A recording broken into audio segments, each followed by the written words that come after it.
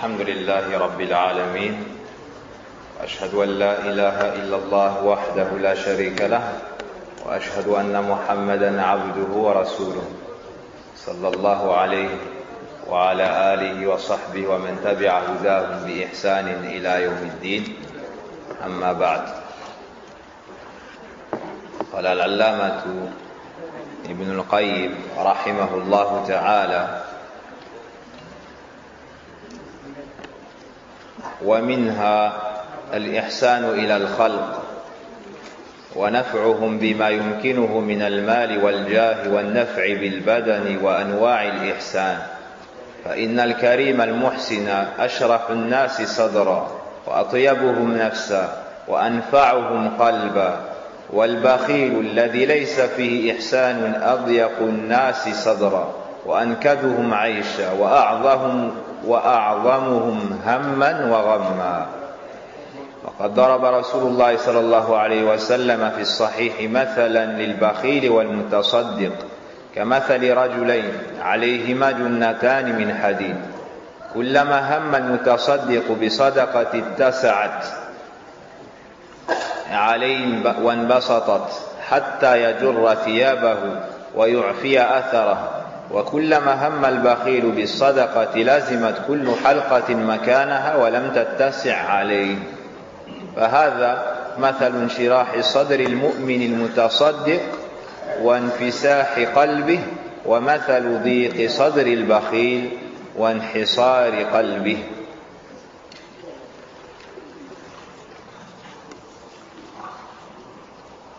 Voici le troisième cours de l'étude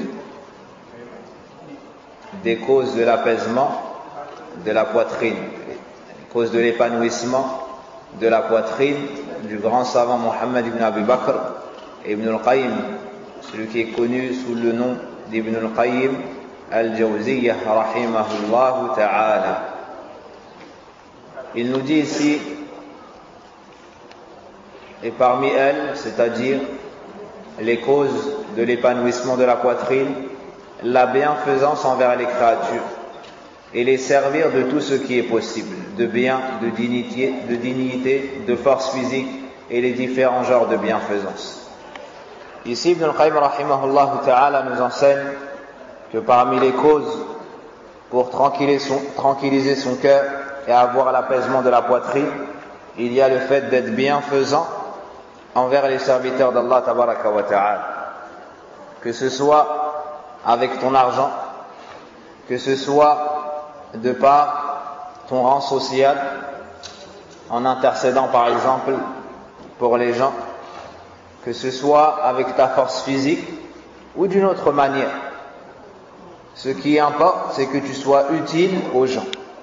Celui qui donne de son temps, qui donne de son argent, qui donne de sa personne pour pouvoir aider les autres, Allah tabaraka wa ta'ala lui donnera en récompense l'apaisement de la poitrine.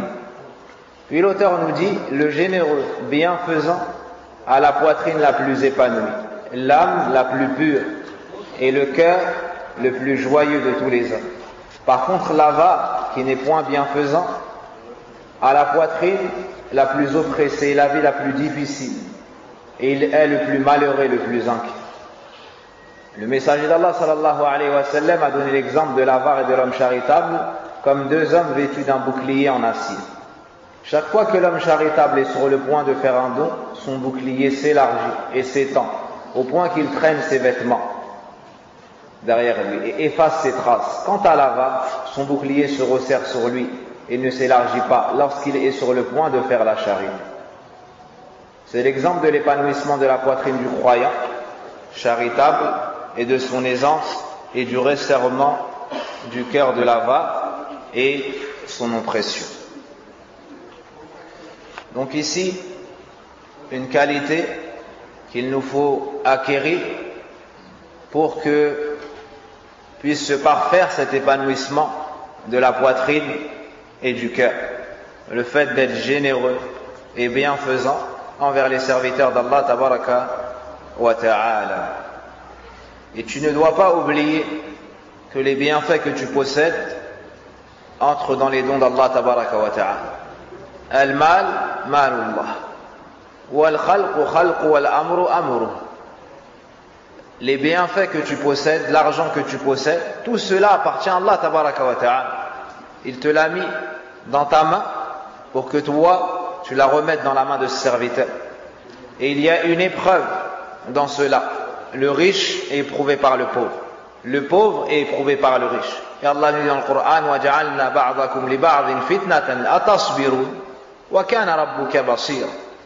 Allah Azza wa Jal nous enseigne dans le Coran qu'il y a des épreuves et que une personne peut être une épreuve pour une autre. Et parmi ces catégories, le riche pour le pauvre, le pauvre pour le riche. Le pauvre doit se montrer endurant lorsqu'il voit les bienfaits d'Allah dans les mains de ses frères.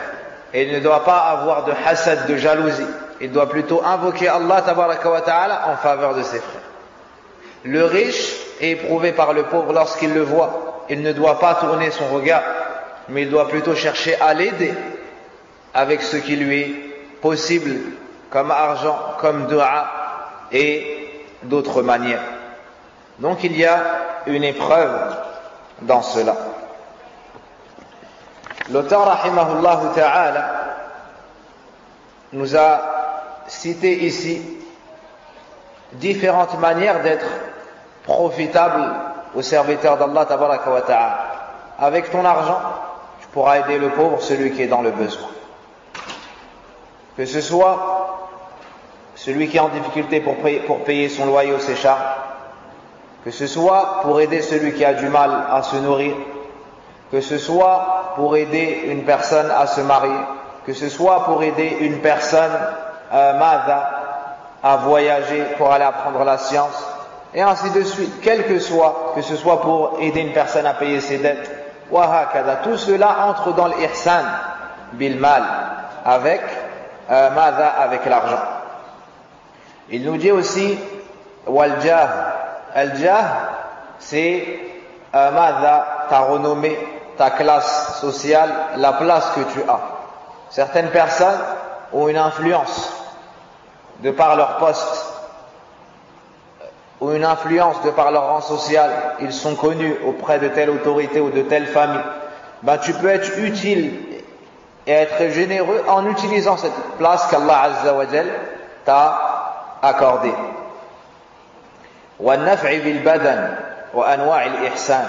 Avec ton corps, avec ta force et les différentes formes de bienfaisance. Quelqu'un qui est fort, par exemple, peut être généreux en aidant ceux qui sont faibles, que ce soit de par sa force physique, pour protéger, par exemple, l'orphelin ou la personne faible pour porter les courses, aider quelqu'un qui porte une charge, tu viens et tu l'aides, ça c'est une preuve aussi de générosité.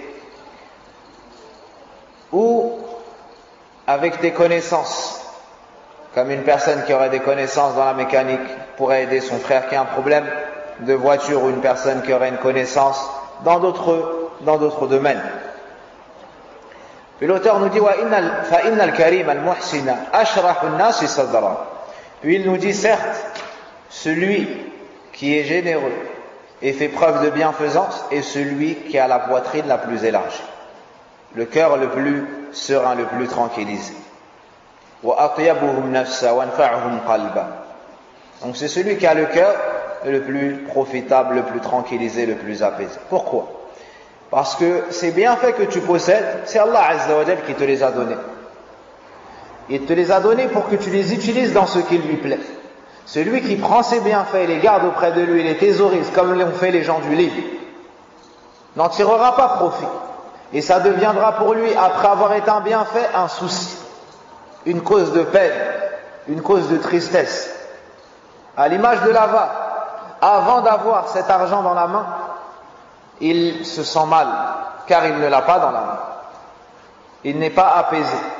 Puis lorsqu'il a cet argent dans la main, il se sent encore mal. Pourquoi? Car il ne veut pas le sortir, il ne veut pas le dépenser dans ce qui plaît à Allah. Et il a peur qu'il disparaisse. Donc avant d'avoir eu l'argent, il se sentait mal. Il n'a pas eu l'apaisement de la poitrine. Au moment où il a eu l'argent, il se sent mal. Il n'a pas l'apaisement de la poitrine. Il a peur qu'il disparaisse. Et Ensuite, cet argent disparaît et à nouveau il se sent mal, car il n'a pas réussi à garder son bienfait.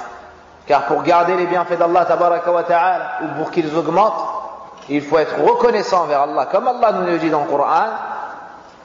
وَإِذْ تَأَذَّنَ رَبُّكُمْ لَإِنْ شَكَرْتُمْ لَأَزِيدَنَّكُمْ وَلَإِنْ كَفَرْتُمْ إِنَّ عَذَابِي لَشَدِيدٌ.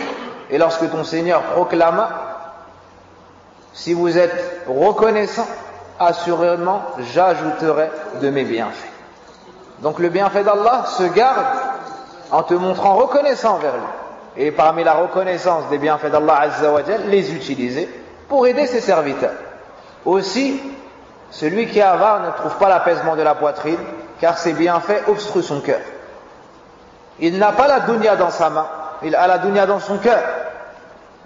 Il a la dunya dans son cœur. Donc il y a moins de place pour al-ibad, il y a moins de place pour méditer, il y a moins de place pour l'invocation d'Allah et le rappel d'Allah. Car il ne fait que de penser à cette dunya, il ne fait que de penser à son argent, comment le fructifier, comment en avoir plus. Donc cette personne ne goûte pas à la tranquillité du cœur. Alors que la personne généreuse, Allah tabaraka wa ta'ala, du fait qu'il se montre reconnaissant, protège ses bienfaits et lui augmente de ses richesses. Il dépense de son argent, pourtant il ne le voit pas diminuer. Il dépense de son argent, puis il arrive à faire plus que l'avare qui a gardé son argent. Pourquoi? Parce que al-baraka min Allah. Al-baraka, la bénédiction, elle provient de qui? Qu'est-ce qui peut nous donner le baraka? C'est Allah tabaraka wa ta'ala. Ne vois-tu pas les gens qui travaillent? Ils font plus que les autres. Ils travaillent plus que les autres. Ils ont plus d'argent que les autres. Mais ils travaillent dans le haram. Ces gens-là, malgré les milliers d'euros qu'ils amassent, ils n'arrivent pas à faire le hajj. Et tu trouves d'autres personnes qui ont un travail modeste et qui ont fait le hajj depuis longtemps, en économisant. Et ils ont fait la umrah ou bien le hajj plusieurs fois, alors qu'ils ne sont pas riches. Mais al-baraka min Allah. Et tu trouves des gens qui, eux, sont dans le besoin, pourtant dépensent de leurs bienfaits, subhanallah. Et tu en vois d'autres qui sont riches, mais Allah Azza wa Jal ne leur a pas accordé le baraka. Alors ils n'arrivent pas à dépenser de cet argent. Pour eux, dépenser leur argent pour Allah, c'est une perte. Ils ont oublié que c'est Allah qui a mis cet argent dans leurs mains. Ils ont oublié qu'ils vont entrer dans leur tombe et laisser tout cet argent fi dunya. Maluk alladhi anfaqtahu fi sabilillah.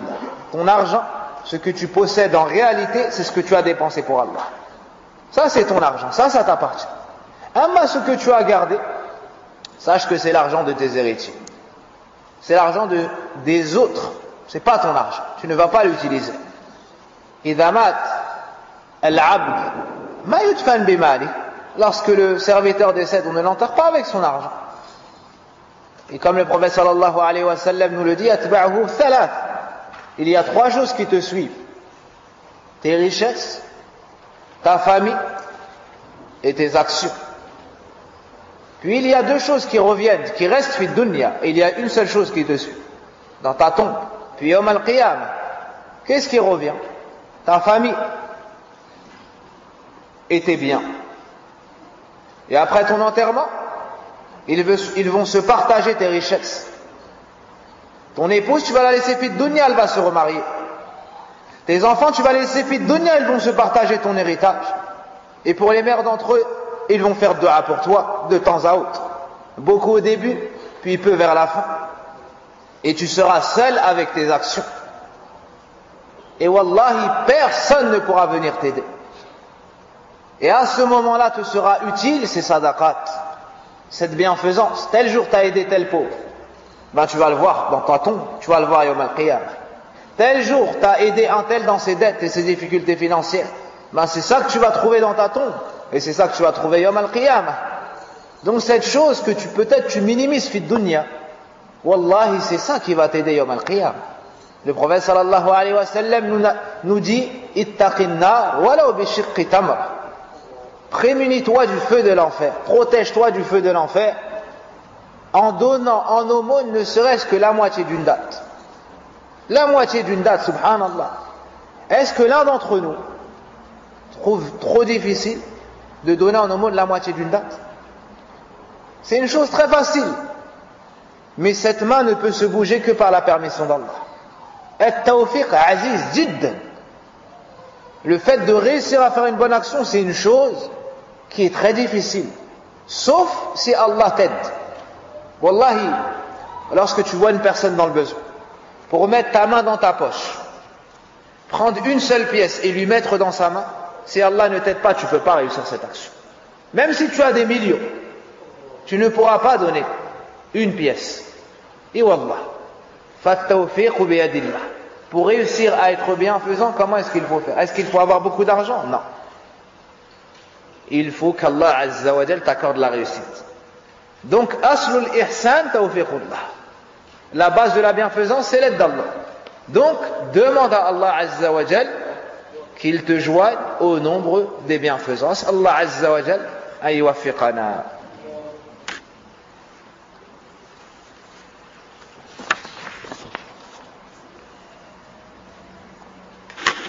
Et lorsque tu dépenses de tes bienfaits pour Allah, lorsque tu dépenses de tes bienfaits, tu dois faire ce geste pour Allah. Car Allah te l'a recommandé dans le Coran. En suivant le prophète sallallahu alayhi wa sallam et ses ordres. Tu dépenses des bienfaits d'Allah à la recherche de l'agrément d'Allah pour être utile au serviteur d'Allah subhanahu wa ta'ala. Et tu dois te réjouir qu'Allah Azza wa Jal t'ait utilisé dans le bien pour être utile à ses serviteurs. Et le prophète sallallahu alayhi wa sallam nous dit que la main supérieure est meilleure que la main inférieure, c'est-à-dire la main qui donne est meilleure que la main qui reçoit. Donc si Allah Azza wa Jal t'a honoré en faisant de toi la main supérieure, tu dois remercier Allah tabaraka wa ta'ala et ne pas t'enorgueillir sur tes frères qui sont dans le besoin. Si tu as aidé telle personne tel jour, ne viens pas le lendemain pour lui rappeler ce que tu as fait pour lui. Car c'est Allah qui a fait bouger ta main après avoir fait bouger ton cœur pour que tu puisses l'aider. Wallahi, thumma wallah, que l'homme qui nourrit son propre enfant n'a pas de mérite dans cela. C'est Allah tabaraka wa ta'ala qui lui a donné cet argent. C'est Allah subhanahu qui lui a donné cet enfant. Puis c'est Allah qui a mis la rahma dans son cœur afin qu'il nourrisse ses enfants. فَالْفَضْلُ كُلُّهُ بِيَدِهِ إِلَى اللَّهِ عَزَّ وَجَلَّ رَاجِعٌ إِلَى اللَّهِ. Donc le mérite tout entier revient à qui?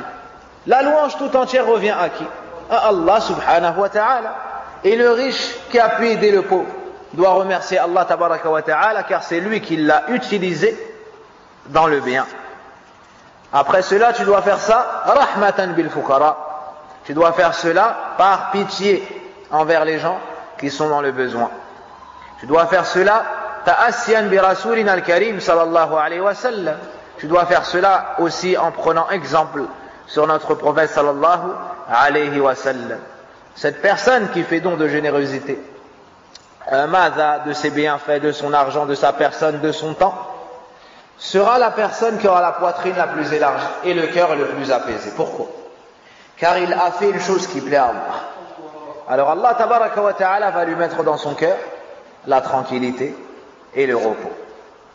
والبخيل الذي ليس فيه إحسان أضيق الناس صدرا وأنكدهم عيشا وأعظمهم همًا وغمًا.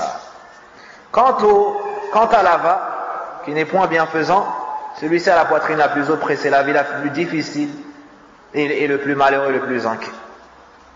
Pourquoi? Car il se comporte en contradiction avec la religion d'Allah. Allah nous ordonne d'être bienfaisants envers les gens qui sont dans le besoin. Le prophète sallallahu alayhi wa sallam nous a encouragé également à cela. Et lui vient et fait le contraire de ce qui plaît à Allah. Comment est-ce qu'il trouvera la tranquillité du cœur? Cette personne n'a pas eu pitié des serviteurs d'Allah tabaraka wa ta'ala. Wa man la yarham la yurham. Et celui qui n'a pas pitié des gens, on n'a pas pitié de lui. Cette personne est même allée à l'encontre de la raison saine et aller à l'encontre de la raison saine. C'est pour cela qu'il aura une vie difficile. Et le prophète sallallahu alayhi wa sallam nous a cité une belle parabole dans la comparaison de la personne et des effets qu'il aura, de la personne généreuse et des effets qu'elle aura, et de la personne avare et des effets qu'elle aura. À l'image de deux personnes, les deux ont un bouclier en acier, donc qui leur serre le corps. La personne qui est généreuse, à chaque fois qu'elle fait une aumône ou qu'elle veut faire une aumône, ce bouclier s'élargit. Donc il est de plus en plus à l'aise. Jusqu'à ce que ce vêtement traîne et efface ses traces. Alors que la personne qui est avare, à chaque fois qu'elle pense à faire une sadaqa, ce vêtement, ce bouclier se resserre sur elle. Donc elle se sent mal. Subhanallah, celui qui a des bienfaits et qui est bienfaisant, à chaque fois qu'il fait du bien, elle se sent bien. À chaque fois qu'il fait du bien, elle se sent encore mieux. Subhanallah. Car il sait qu'il a utilisé son argent dans le bien et il sait que c'est ce qu'il retrouvera yawm al-qiyamah. Alors que celui qui avare, avant même de faire le bien, juste le fait d'y penser, il se sent mal. Il compte son argent de jour comme de nuit. Et lorsqu'il pense seulement à dépenser son argent pour un pauvre, ou pour construire une mosquée, ou pour acheter des livres, fi sabilillah, et ainsi de suite, il se sent mal. Pourquoi? Car il voit que son argent va diminuer.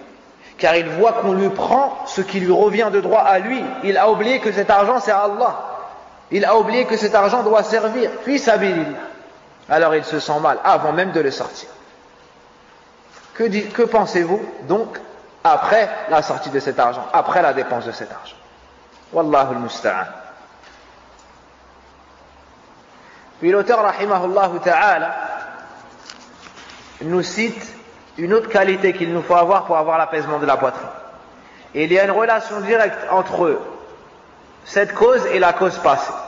Al-shaja'a. Al-shaja'a, c'est le fait d'être courageux, c'est la bravoure. Il nous dit, rahimahullah ta'ala, ومنها الشجاعة فإن الشجاع منشرح الصدر واسع البطان متسع القلب والجبان أضيق الناس صدرا وأحصرهم قلبا ولا فرحة له ولا سرور ولا لذة له ولا نعيم إلا من جنس مال الحيوان البهيمي وأما سرور الروح ولذتها ونعيمها وابتهاجها فمحرم على كل جبان كما هو محرم على كل بخيل وعلى كل معرض عن الله سبحانه غافل عن ذكره جاهل به وبأسمائه تعالى وصفاته ودينه ومتعلق القلب بغيره وإن هذا النعيم والسرور يصير في القبر رياضا وجنة وذلك الضيق والحصر ينقلب في القبر عذابا وسجنا وحال العبد في القبر كحال القلب في الصدر نعيما وعذابا وسجنا وانطلاقا ولا عبرة بانشراح صدر هذا لعارض ولا بضيق صدر هذا لعارض فإن العوارض تزول بزوال أسبابها وإنما المعول على الصفة التي قامت بالقلب توجب انشراحه وحبسه فهي الميزان والله المستعان. L'auteur rahimahullah ta'ala nous cite parmi les causes de l'apaisement de la poitrine la bravoure, le fait d'être courageux. Il nous dit car le brave a une poitrine épanouie, une grande candeur et un cœur large, et le lâche a la plus étroite des poitrines et le plus serré des cœurs, et ne connaît ni la joie, ni le bonheur, ni la réjouissance, et ni le délice qu'une nature animalière, ni réjouissance et ni délice qu'une nature animalière et bestiale.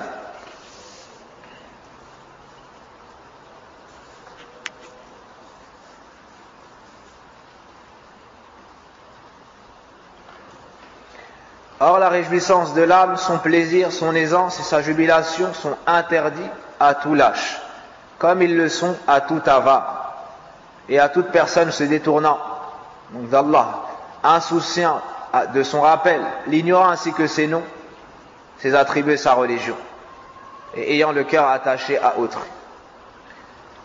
Ibn al-Qayyim rahimahullah ta'ala nous dit ici que pour avoir l'apaisement du cœur, la tranquillité de la poitrine, il faut être brave, il faut être courageux et délaisser ce défaut qu'est la lâcheté. La personne qui a du courage et qui est forte de par sa religion et sa fermeté dans le chemin dans le suivi du prophète sallallahu alayhi wa sallam est la personne la plus tranquille, la plus apaisée, qui a un cœur rempli de bonheur. Et pour être généreux, il faut être courageux. Toute personne généreuse est une personne courageuse. Elle n'a pas peur de la pauvreté. Elle sait que Allah Azza wa Jal, c'est lui qui lui a donné sa subsistance dans le ventre de sa mère, après sa naissance, lorsqu'il n'avait pas de dents, lorsqu'il était jeune enfant et maintenant qu'il est adulte. C'est Allah Azza wa Jal qui est Ar-Razzaq. C'est Allah subhanahu wa ta'ala Al-Karim, Al-Jawad, Al-Hayy alladhi la yamut. C'est Allah le généreux. C'est Allah tabaraka wa ta'ala le pourvoyeur. C'est Allah le vivant qui ne meurt jamais, qui lui octroie sa subsistance. Par contre, le lâche, lui, ne peut être généreux. Toute personne avare est lâche. Et toute personne généreuse est courageuse. Cela est indissociable. Le lâche n'a pas assez de courage pour faire ce qui plaît à Allah. Le lâche, lorsque tu lui dis ittaqillah, crains Allah, Allah interdit cela, il n'arrive pas à délaisser le péché. Parce qu'il est lâche, il est faible. Et celui qui est courageux, qui est brave, lorsque tu lui dis crains Allah, Allah interdit telle chose, il délaisse le péché parce qu'il est fort, il est courageux, il est fort avec la religion d'Allah. Il est fort de par le rappel d'Allah. Il est fort de par le Coran. Il est fort de par son attachement à la sunna du prophète sallallahu alayhi wa sallam. Le courageux, lorsque tu lui dis dépense pour Allah, il dépense. Et le lâche, lorsque tu lui dis dépense pour Allah, il fait preuve d'avarice. Le courageux sait que tout ce qu'il possède lui provient d'Allah tabaraka wa ta'ala. Donc il n'a pas peur de dépenser. Il sait que c'est Allah qui lui a donné, c'est Allah qui va lui redonner à nouveau. Bi'idhnillahi tabaraka wa ta'ala. Alors que le lâche pense que tout ce qu'il a acquis comme richesse est le fruit de son travail. Il ne sait pas que c'est Allah Azza wa Jal qui lui a donné cela et que lui, tout ce qu'il a fait n'est que cause. La personne qui est courageuse goûte aux délices de son courage. Lorsqu'il dépense de ses bienfaits pour Allah, Allah tabaraka wa ta'ala lui donne en récompense l'apaisement du cœur et de la poitrine. Il se réjouit lorsqu'il fait du bien. Par contre, le lâche, lui, n'obtient comme plaisir que les plaisirs bestiaux. Manger, boire, les rapports, dormir, et ça ne dépasse pas ce niveau. Amma celui qui est courageux, qui est brave et généreux, cette personne goûte aux délices de l'entraide, aux délices de l'altruisme. Il aide ses frères et à chaque fois qu'il fait entrer le bonheur dans le cœur d'un musulman, ça lui vaut lui-même un bonheur en plus. À chaque fois qu'il aide son frère, il se réjouit d'avoir pu être un outil qui a propagé un bien. الرجل الصالح الذي له مال وكما قال النبي صلى الله عليه وسلم نعم المال الصالح للرجل الصالح. Le prophète صلى الله عليه وسلم a vanté les mérites des riches bienfaisants en disant quelle bonne chose qu'est l'argent licitement acquis, et l'argent propre pour la personne pieuse. Dans l'islam, on ne t'interdit pas d'être riche, ni d'avoir de nombreuses richesses. Mais tu dois acquérir tes bienfaits de manière licite.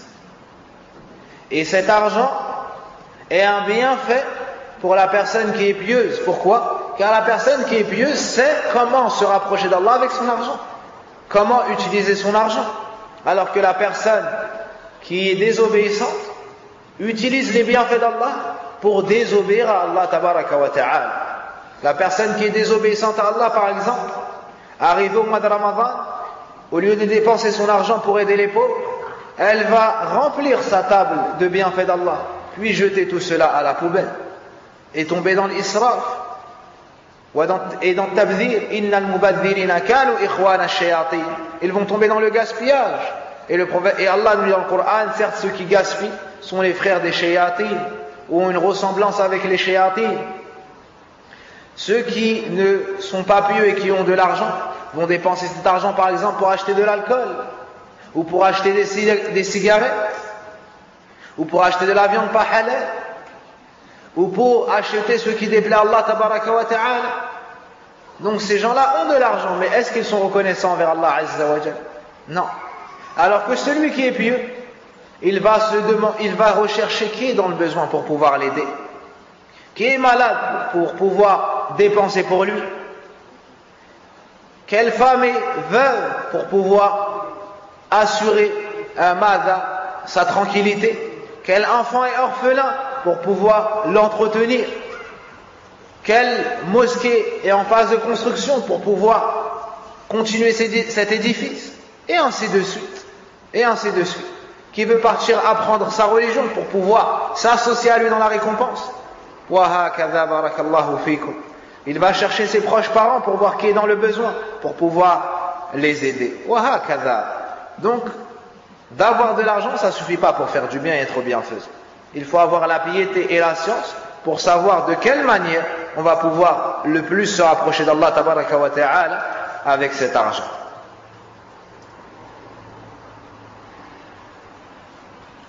Ici, Ibn al-Qayyim rahimahullah ta'ala nous dit que la tranquillité du cœur est interdite pour toute personne étant lâche et avare.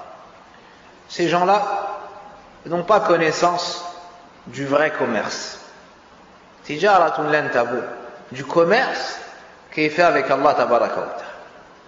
Tu donnes peu de ce qui appartient à Allah pour Allah et Allah te donne beaucoup. Et Allah c'est Shakur, c'est celui qui est reconnaissant par excellence. Écoutez, Allah vous récompense pour vos bonnes actions.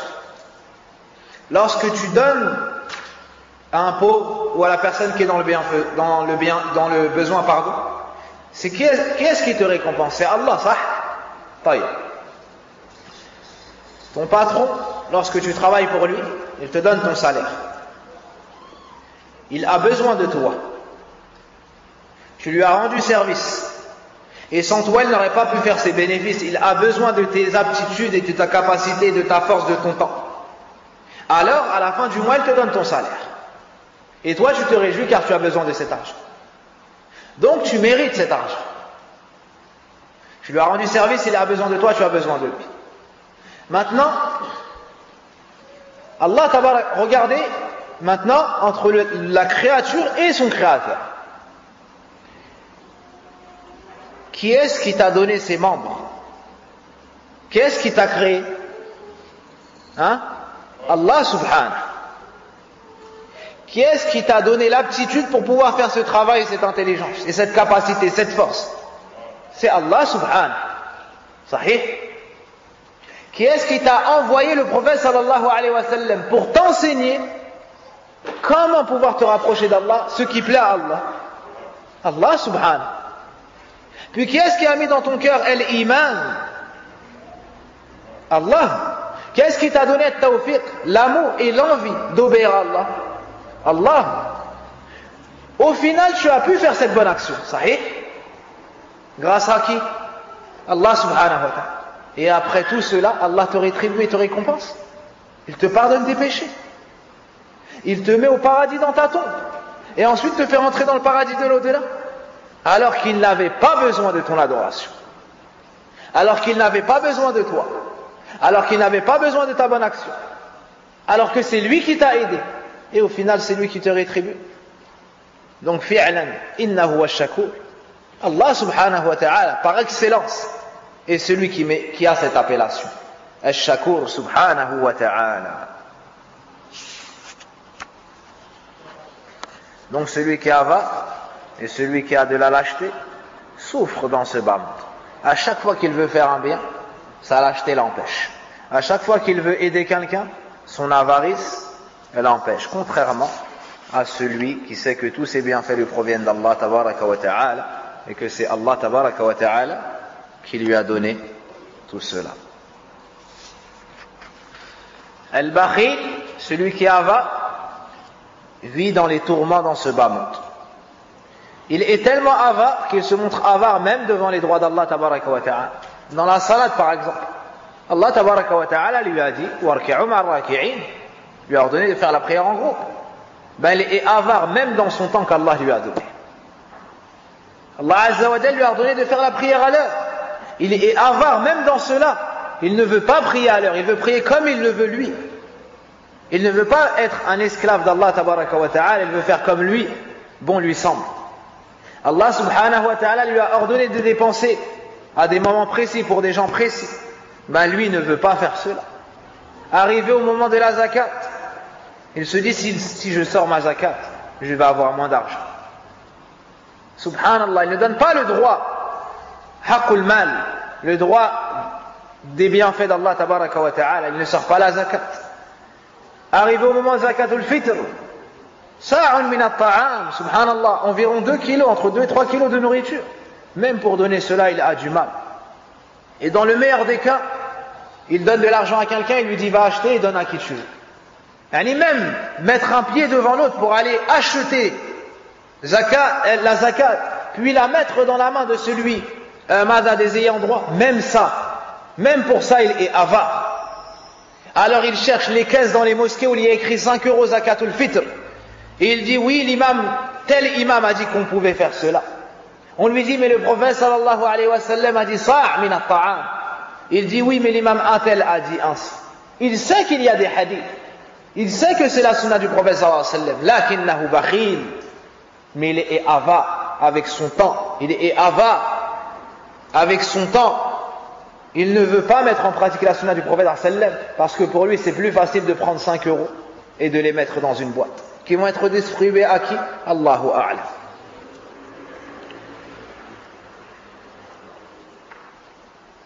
Il est avare yawm al-Eid, Eid al-Adha.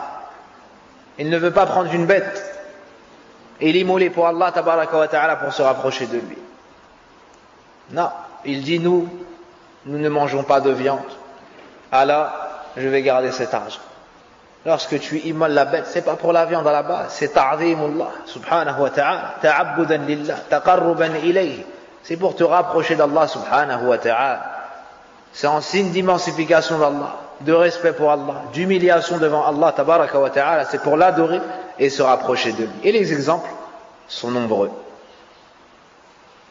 Donc cet argent, n'oubliez pas que c'est une chose par laquelle nous avons été éprouvés. Allah Azza wa Jal t'a donné cet argent et regarde comment est-ce que tu l'utilises. Fattaqullah fi malillah, al-mal malullah. Ibn al-Qayyim rahimahullah ta'ala nous dit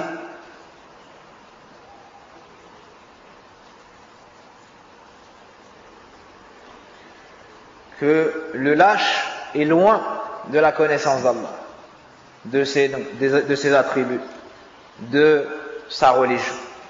Si le lâche et l'ava avaient su que parmi les noms d'Allah il y a le Karim, celui qui est généreux, il y a l'Aziz, le puissant, le Qawi, le fort, Al-Matin, Al-Jawad, et tous ces sens lui auraient donné du courage et de la générosité. Car il sait qu'Allah c'est le créateur, le propriétaire, le pourvoyeur, le généreux.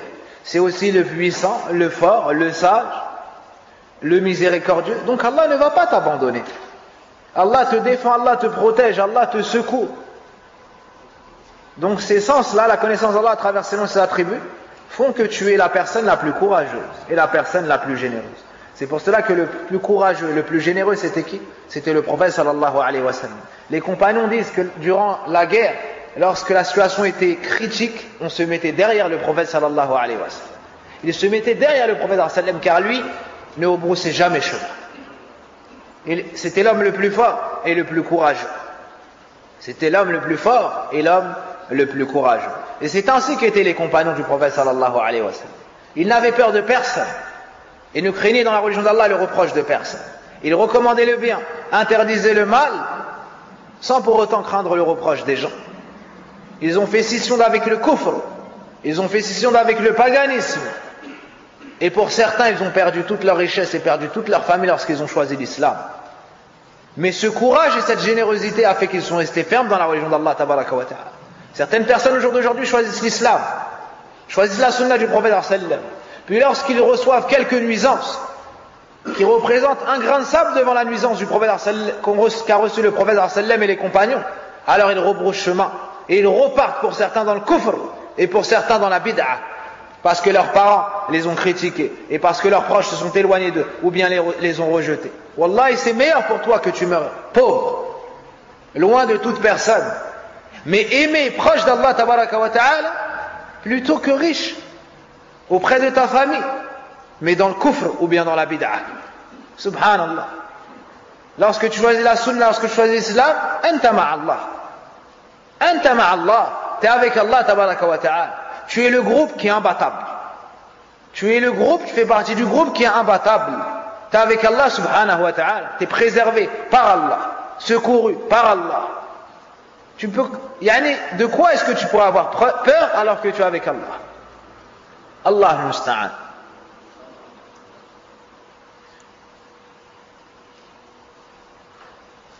L'état de l'homme dans sa tombe est le même que celui du cœur à l'intérieur de la poitrine, qu'il s'agit de délices, de tourments, d'emprisonnement, de délibéré ou de libération.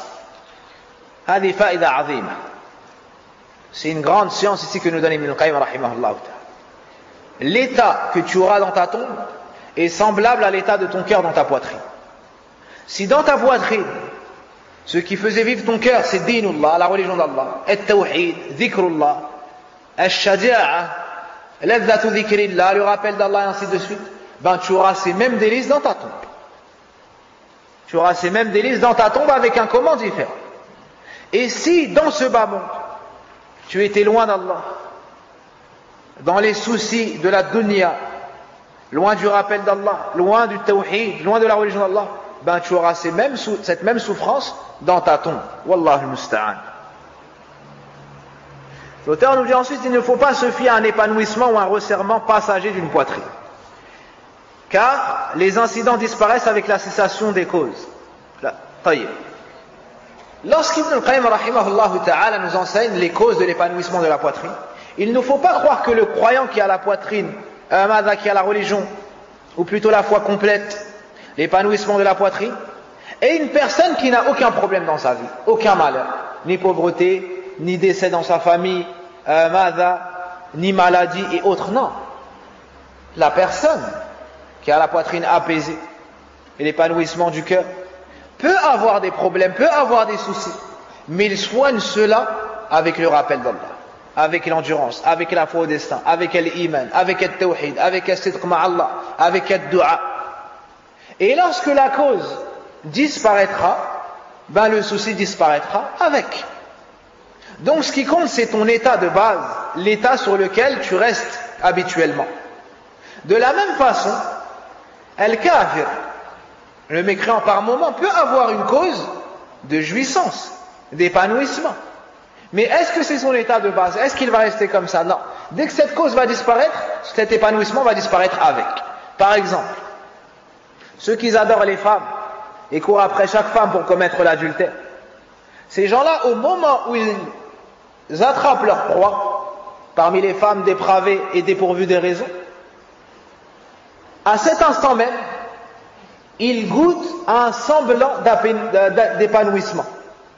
Et dès que cette action se finit, ils retombent dans leur enfer.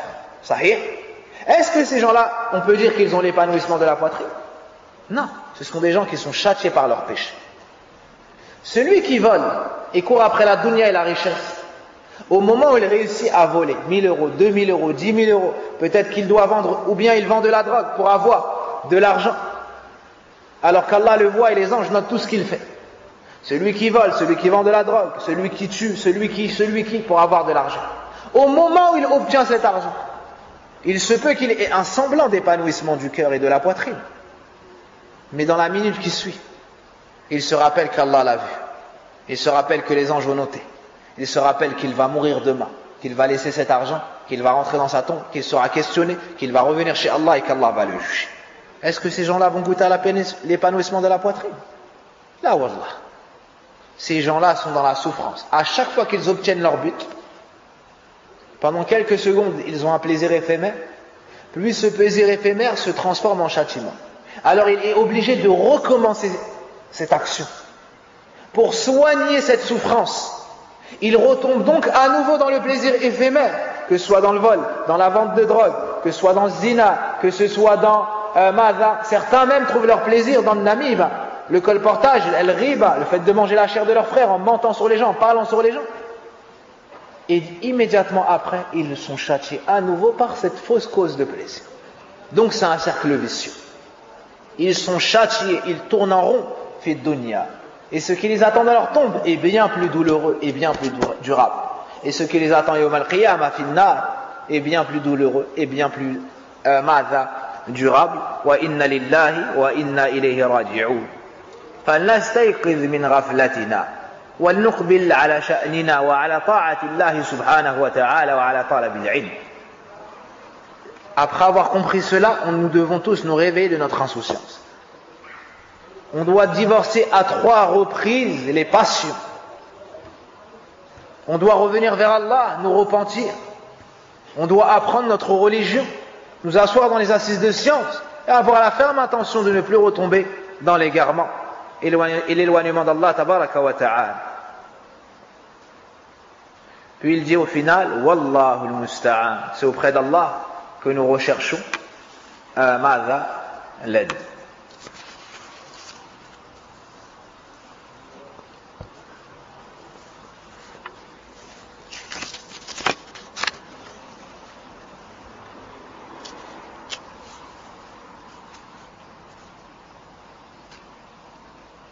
نعم والله المستعان.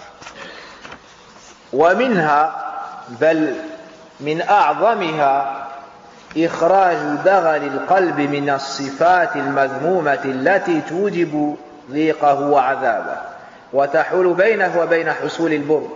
فإن الإنسان إذا أتى الأسباب التي تشرح صدره ولم يخرج تلك الأوصاف المذمومة من قلبه لم يحظى من انشراح صدره بطائل. وغاية أن يكون له مادتان تعتوران على قلبه وهو للمادة الغالبة عليه منهما. Puis l'auteur rahimahullah ta'ala nous dit, parmi celles-ci, c'est-à-dire les causes de l'épanouissement de la poitrine, le fait de ressortir et de se débarrasser de la duperie du cœur et des qualités blâmables.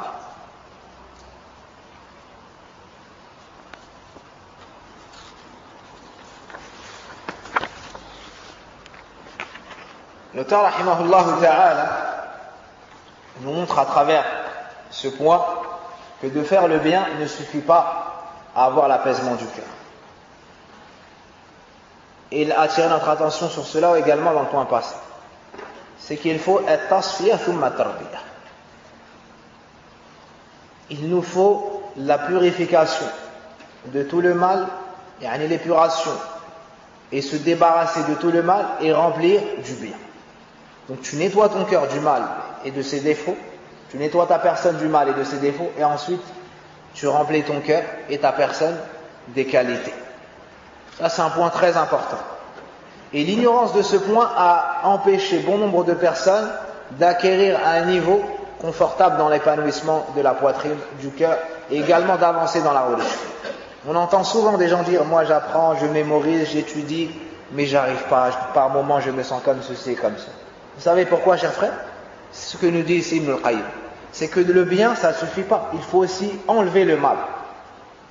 Tu vois beaucoup de gens qui sont anciens dans la religion d'Allah tabaraka wa ta'ala.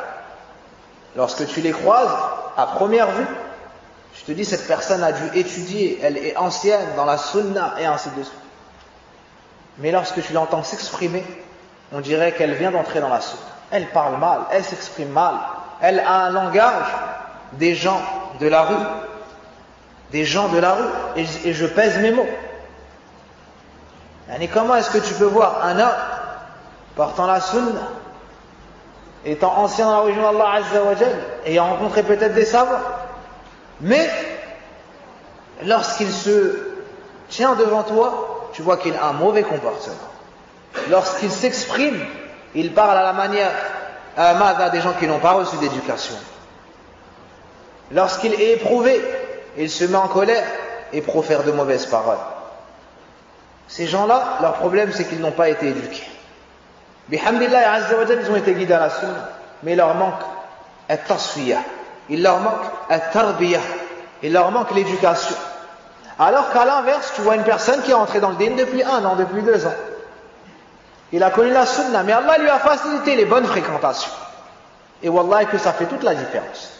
Celui à qui Allah azza wa jalla a accordé un bon compagnon, qui a un bon comportement, qui est sur la sunna, fermement attaché à la sunna du prophète sallam, tu verras qu'en 1 an, il va rattraper des gens qui ont 5 ans, 10 ans dans le din. Lorsque tu vas l'entendre s'exprimer, tu vas croire qu'il a 10 ans dans le din, ou plus. Lorsqu'il se comportera, tu vas croire depuis qu'il est né, il a été éduqué dans le din. Alors qu'en réalité, il a eu de bonnes fréquentations. Allah l'a guidé vers une mosquée où il y a da'wat ahl sunnah. Allah l'a guidé vers une mosquée, vers des frères qui enseignent at-tawhid, as-sunnah, et qui lui ont fait aimer at-tawhid wa as-sunnah, et qui l'ont appelé à corriger les défauts de son cœur, les défauts de sa propre personne. Ça, c'est un point qui a la plus grande importance. C'est un point qui a la plus grande importance et malheureusement qui est ignoré par beaucoup de frères. Est-ce que c'est normal de trouver un frère qui a l'apparence de sunnah, al-lihya, il a la barbe, et c'est une chose obligatoire qu'Allah Azza wa Jal nous a légiféré, que le prophète sallam nous a ordonné dans de nombreux hadiths, beaucoup de hadiths nous ordonnent de laisser pousser nos barbes, et ça n'est pas que la sunnah du prophète sallam dans l'islam, mais c'est aussi la sunnah des prophètes passés. Vous lisez dans Surat Taha que Haroun avait la barbe, et même les Nasara savent que Isa avait la barbe, et lorsqu'ils le représentent à leur manière, ils le représentent avec une barbe. Donc parmi les choses les plus étonnantes, qu'ils critiquent les musulmans pour le port de la barbe, alors que eux-mêmes savent que leur prophète avait la barbe. Les juifs également savent que la barbe est la sunna des prophètes. Donc tu portes la barbe et tu es fier de la porter. Na'am bihamdillahi azza wa jalla. Et tu portes ton qamis et c'est une sunna. Et tu suis le prophète sallallahu alayhi wa sallam et tu t'efforces de le suivre pas à pas. Mais cela n'est pas suffisant. Cela n'est pas suffisant. Comme le dit Cheikh Mohammed Aman Jami dans le Sharh, il dit que c'est une bonne chose. Mais si tu te reposes sur l'apparence et tu délaisses la correction du cœur et sa purification, alors tu n'auras pas atteint le but. Tu ne dois pas délaisser la sunna extérieure, bien au contraire. Mais tu dois accorder énormément d'importance à la purification du cœur qui est la base. Le prophète sallallahu alayhi wa sallam n'a-t-il pas dit Ala inna fil jasadi mudra, idha salaha salaha al jasadu kullu, wa idha fasadat fasada al jasadu kullu, ala wa hiya al qalb.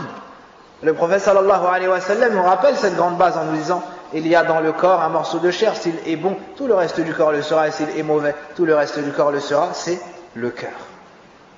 Et le prophète sallallahu alayhi wa sallam nous dit Inna Allah la yanzuru ila suwarikum wala ila ajsadikum walakin yanzuru ila qulubikum wa a'malikum. Le prophète sallallahu alayhi wa sallam nous dit certes Allah ne regarde pas vos apparences. Il ne regarde pas si vous êtes beau, si vous êtes moche, si vous êtes gros, si vous êtes maigre, si vous êtes grand, petit. Il ne regarde pas ça. Si vous êtes noir, si vous êtes blanc, si vous êtes jaune. Mais il regarde vos cœurs et vos actions. Il regarde vos cœurs et vos actions. Est-ce que dans ces cœurs il y a l'amour d'Allah? Est-ce que dans ces cœurs il y a le tawhid? Est-ce que dans ces cœurs il y a le tawakkul ala Allah wa sidq ma'a? Est-ce qu'il y a la véracité? Est-ce qu'il y a l'amour d'Allah, l'unicité d'Allah? Et c'est ça qu'il regarde. Et est-ce que dans les membres il y a salat, il y a le hajj, il y a les bonnes actions?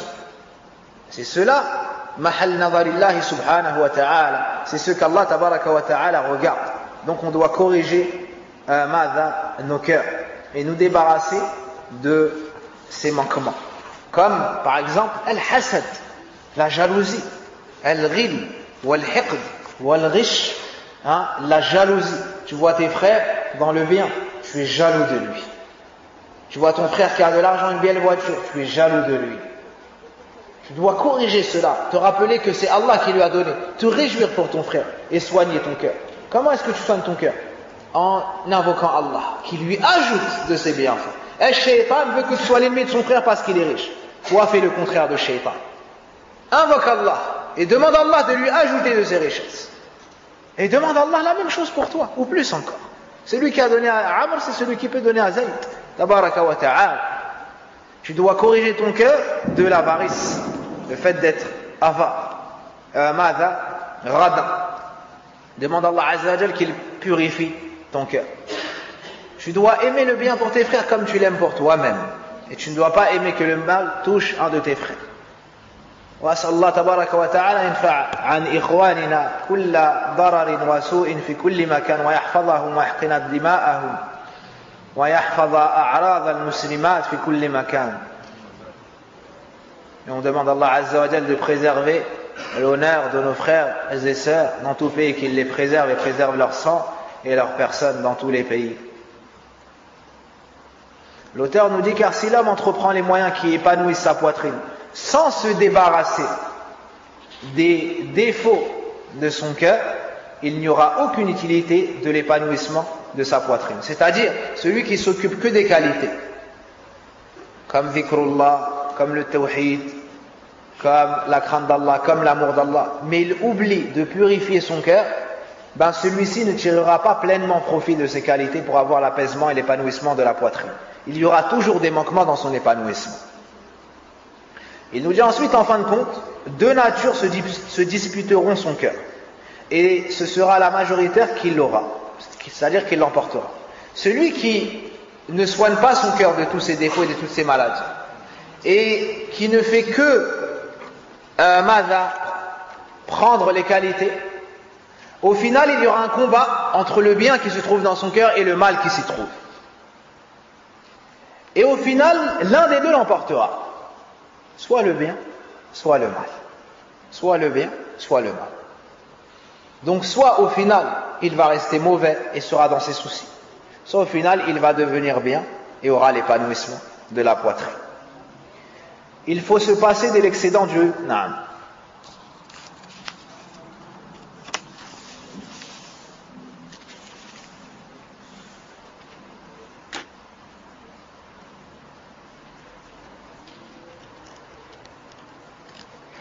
Donc on conseille nos frères de chercher de nobles compagnons. Et parmi les choses que j'ai vues il y a de cela une dizaine d'années ou plus, c'est que subhanallah, les débutants venaient voir les anciens et disaient, moi je reviens de loin et j'ai beaucoup de défauts. Je veux rester avec vous et à chaque fois que vous verrez sur moi un défaut, vous me corrigerez. Et subhanallah, ces frères ont énormément profité. Et au jour d'aujourd'hui, on en voit certains qui enseignent la religion d'Allah tabaraka wa ta'ala à leurs frères. Taïeb. Yani, tu viens voir des gens plus anciens, qui ont pris plus de science, qui ont plus d'expérience, qui connaissent mieux que toi la sunna, et tu leur dis, dès que tu entendras de moi une mauvaise parole, tu me feras le rappel et j'accepterai cela. J'accepterai cela de toi. Alors qu'aujourd'hui, tu trouves des débutants. Lorsque tu leur prodigues le bon conseil, ils se mettent en colère et te disent, moi j'ai fait le hajj, moi j'ai voyagé dans tel pays, moi j'ai. En entendant parler, tu croirais que ça fait 20 ans qu'il est dans le din et qu'il a étudié auprès de Cheikh Salah al-Fawzan pendant 15 ans. Puis tu entends que ça fait 1 an qu'il est dans l'istiqama, ou 2 ans, ou bien 5 ans, et pour lui c'est une éternité. Il ne sait pas que 5 ans, c'est un nouveau-né dans le din. Il pense qu'il est ancien parce que ça fait 5 ans qu'il connaît le nom des ulama. Subhanallah, 5 ans c'est rien, ya akhi. 5 ans c'est rien. Regarde un enfant de 5 ans et dis-moi s'il a du vécu. Ben toi tu es semblable à cet enfant, mais dans le din. Si ce n'est que lui n'avait pas de péché, on n'écrit pas jusqu'à ce qu'il atteigne l'âge de la puberté, sahih. Amma toi, tu as combien d'années de péché derrière toi? Combien d'années dans le dalal? Fatawada, sois humble. Tu entends des nouveaux-nés au jour d'aujourd'hui qui insultent les ulama d'Ahl Sunnah, et qui les insultent de murji'a pour certains et de menteurs pour d'autres. Tu entends ces sobriquets sur les ulama d'Ahl Sunnah. Leurs barbes ont blanchi dans la lecture du Coran, dans la lecture de la Sunnah, dans l'enseignement du Coran, dans l'enseignement de la Sunna, de Kitab al-Tawhid, de Fath al-Majid, de l'Usul al-Thalatha. Alors que lui, cette personne qui insulte les ulama peut-être était dans les boîtes de nuit en train de danser, ou avec des femmes dans le haram, ou en train de se droguer ou de boire de l'alcool, wal-'iyadhu billah. Et il ne reconnaît pas le fadl li ahliha. Il ne reconnaît pas l'ancienneté de personne. Et par moment, tu vois des awam, des gens de la masse des musulmans, peut-être qui ont des péchés, des défauts, peut-être qu'ils se rasent, peut-être qu'ils ne connaissent pas autant de sunna que lui, mais tu les vois chaque jour fi safil awwal. Et pour beaucoup d'entre eux, ils font partie de l'awam ahl sunna. Ils ne ratent jamais une salat. Lorsque lui est en train de dormir à l'heure du fajr, ces gens-là sont venus au premier adhan, au safil awwal, en train de lire le Coran. Et lorsque lui est en train de ronfler, parce qu'il est rentré à 3 heures du matin chez lui, alors il n'arrive pas à se lever parce qu'il est resté dans les restaurants des heures durant, ou parce qu'il est resté dans une assise où il a mangé la chair d'une cinquantaine de frères et d'une dizaine de savants. Pendant ce temps-là, ce ammi, il s'est levé au milieu de la nuit et il faisait de dua pour toi peut-être. Et ensuite tu viens, parce que tu as 1 ou 2 ans dans l'istiqama, et tu viens manger la chair de tes frères. Tu ne savais même pas rester le Fatiha correctement, que ces pères de famille étaient fait le masjid en train de saler. Où sommes-nous devant ces gens-là? Wallahi, des fois tu as honte de tenir debout sur le minbar ou assis sur une chaise en train d'enseigner la religion d'Allah Azza wa Jal aux gens. Parce que des gens qui se pensent moins bien que toi alors qu'ils sont bien meilleurs que toi viennent et te posent des questions sur Qiyamul Layl, alors que toi tu ne te lèves même pas la nuit. Tu remercies Allah Azza wa Jal pour te lever au Fajr à l'heure. Ces gens-là te posent des questions pour Qiyamul Layl, pour le jeûne du jeudi et du lundi. Ces gens-là te posent des questions sur Al-Nawafil alors que toi tu peines à préserver tes obligations. Ces gens-là te posent des questions sur leur 3e hajj qu'ils vont effectuer cette année. Subhanallah. Et nous, on pense qu'on est meilleur qu'un tel, et meilleur qu'un tel, et meilleur qu'un tel. Nous avons besoin d'un peu de mise en pratique, bien plus que beaucoup de sciences, comme l'ont dit certains parmi les salafs, les pieux prédécesseurs. Donc il faut nettoyer ses cœurs. Il faut nettoyer ces cœurs qui ont été remplis de passion. Il faut nettoyer ces cœurs qui ont été remplis de l'orgueil, qui ont été remplis de l'envie, qui ont été remplis de la haine des musulmans, qui ont été remplis de jalousie et beaucoup d'autres parmi les défauts. Puis l'auteur nous dit, rahimahullahu ta'ala, ومنها ترك فضول النظر والكلام والاستماع والمخالطة والأكل والنوم فإن هذه الفضول تستحيل آلاما وغموما وهموما في القلب وتحسره وتحبسه وتضيقه وتعذب بها أو ويتعذب بها بل غالب عذاب الدنيا والآخرة منها فلا إله إلا الله ما أضيق صدر من ضرب في كل آفة من هذه الآفات بسهم وما أنكد عيشه وما أسوأ حاله وما أشد حسر قلبه ولا إله إلا الله ما أنعم عيش من ضرب في كل خصلة من تلك الخصال المحمودة بسهم وكانت همته دائرة عليها حائمة حولها. رحم الله العلامة ابن القيم ورحم الله علماءنا وحفظ الله علماءنا الأحياء. L'imam Ibn al-Qayyim rahimahullah ta'ala nous dit ensuite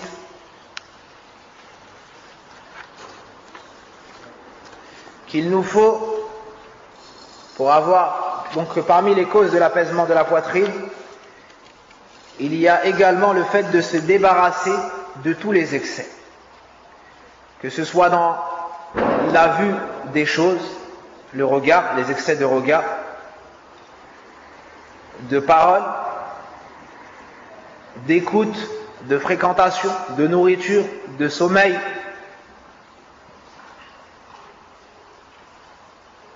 Donc il faut se passer de l'excédent du regard, de la parole, de l'audition, de la fréquentation, de la nourriture et du sommeil. Car ces excès se transforment en malheur, angoisse, souci dans le cœur, en le resserrant, l'emprisonnant, l'oppressant et lui faisant subir des tourments. la grande partie des tourments de ce bas monde et dans l'au-delà est la conséquence de ces excès. Puis il dit la ilaha illallah, nulle divinité ne dit n'être adoré en dehors d'Allah. Comment la poitrine de celui qui a touché à chacun de ses vices, c'est-à-dire l'excès de regard, de parole, de sommeil et autres, comment la poitrine de celui qui a touché à chacun de ses vices est oppressée, sa vie est difficile, son état est mauvais, déplorable et son cœur est rosseux. Et à l'inverse, la ilaha illallah, comment la vie est facile de celui qui a eu une part entière de chacune de ses bonnes qualités, c'est-à-dire les causes de l'épanouissement de la poitrine, tawhid, dhikrullah, mahabbatullah, khashiyatullah et ainsi de suite. Comment la vie est facile de celui qui a eu une part entière de chacune de ses bonnes qualités, lesquelles sont ses préoccupations primordiales. Donc ici l'auteur, rahimahullah ta'ala, parmi les dernières choses qu'il nous cite dans les causes de l'épanouissement de la poitrine, le fait de se libérer, de se débarrasser de tous les excès. Il nous dit ici, Fudul al-Nazar. Al-Fadl, c'est le surplus. Fadl al-Wudu, par exemple, c'est l'eau qui reste après avoir fait tes ablutions. Tu prends un récipient, l'eau qui reste après avoir fait tes ablutions, on appelle ça Fadl al-Wudu. Ici, Fudul al-Nazar. Les excès, l'excédent du regard. Donc ça comprend al-muharram, l'excès comprend al-muharram et ce qui cause une perte de temps et n'apporte pas de bien. Tout cela entre dans al-fudul. Donc, fudul al-nazar, c'est le regard muharram. Tout ce qui entre dans le regard muharram, le fait de regarder les femmes, le fait de ne pas baisser le regard. Allah subhanahu wa ta'ala dans le Coran وَقُلْ لِلْمُؤْمِنِينَ مَاذَا يَغُضُّوا مِنْ أَبْصَارِهِمْ وَيَحْفَظُوا فُرُوجَهُمْ. Allah dans le Coran il dit aux croyants de baisser leur regard et de préserver leur partie intime. Donc Allah t'ordonne dans le Coran, lorsque tu vois une femme, de baisser ton regard. En ne baissant pas le regard, on rentre dans un interdit. Et donc on perd de l'épanouissement de la poitrine. Le fait de regarder la télé et tout le mal qu'il y a comme femme dénudée, entre également dans cela. Ceux qui voyagent à la recherche des plus beaux paysages et qui dépensent de grandes sommes pour cela, en oubliant Allah tabaraka wa ta'ala, en délaissant les prières à l'heure, en délaissant les obligations, ils ne posent pas leur regard sur le Coran, ni dans les livres de Ahadith. Non, leur seul souci, voyager de pays en pays pour regarder les plus beaux paysages. Ces gens-là sont tombés dans Fudul al-Nazar. Ces gens-là sont tombés dans Fudul al-Nazar. Il peut faire un voyage de 10 heures pour aller dans des contrées éloignées pour regarder tel et tel paysage. Si seulement ce regard était pour être tafakkur, pour méditer sur la création d'Allah et la beauté de la création d'Allah, afin que celui-ci fasse naître dans son cœur ta'zimullah wal khawf min Allah azza wa jal. Allah azza wa jal nous a appelés à méditer le ciel, la terre et ainsi de suite. Et Darda, une des deux épouses de Abu Darda radiallahu anha, nous dit la plupart du temps de Abu Darda était passé dans l'adoration. Naam, laquelle at-tafakkur, yani méditer. Elle a eu comme science que at-tafakkur c'était des manières de se rapprocher d'Allah. Pourquoi? Lorsque tu médites et tu regardes le ciel et tu vois l'étendue de ce ciel, la vasteté, la grandeur, l'élévation de ce ciel, tu te rappelles qu'Allah Azza wa Jal c'est donc Al-Qawi, Al-Aziz, Al-Alim, Al-Hakim, Al-Halim. Ça t'ouvre des portes dans la connaissance d'Allah. Car pour avoir créé un ciel aussi grand, il faut être grand, il faut être fort, il faut être savant, il faut être sage. Qu'est-ce qui retient le ciel afin qu'il ne s'écroule pas sur nous? C'est Allah, donc il est indulgent, il est miséricordieux, il est doux et compatissant envers ses serviteurs. Lorsque tu regardes les montagnes et tu vois leur grandeur et leur fermeté, ni le vent, ni les tempêtes ne les font bouger. Donc cela te rappelle la puissance d'Allah tabaraka wa ta'ala. Et lorsque tu vois les mers, les déserts et ainsi de suite, tout ça te rappelle Allah tabaraka wa ta'ala. Il y a un grand bien dans cela. Mais quel bien il y a dans le fait de faire de longs voyages, pour regarder un paysage et dire aux gens j'ai voyagé dans tel pays, j'ai voyagé dans tel pays. Certains voyagent dans les pays de kufr et dépensent leur argent dans les pays de kufr pour fudul al-nazar. Certains vont en Thaïlande pour regarder des combats, pour regarder des femmes dans le haram, pour regarder telle chose. Certains vont en Australie, certains vont là-bas et là-bas juste pour regarder des paysages. Et ensuite ils reviennent pour dire j'ai voyagé dans tel pays, tel pays, tel pays. Et si tu demandes à cette personne, est-ce que tu as lu le Coran une fois dans ta vie? Il aurait peine à te répondre. Une fois dans ta vie. On ne demande pas une fois par mois comme le prophète sallam nous a conseillé. Non, une fois dans ta vie. Et nous qui sommes dans le mois de Ramadan, combien de fois est-ce qu'on a lu le Coran? Est-ce qu'on arrive à un tiers alors qu'on a dépassé un tiers du Coran? Est-ce qu'on arrive à la moitié?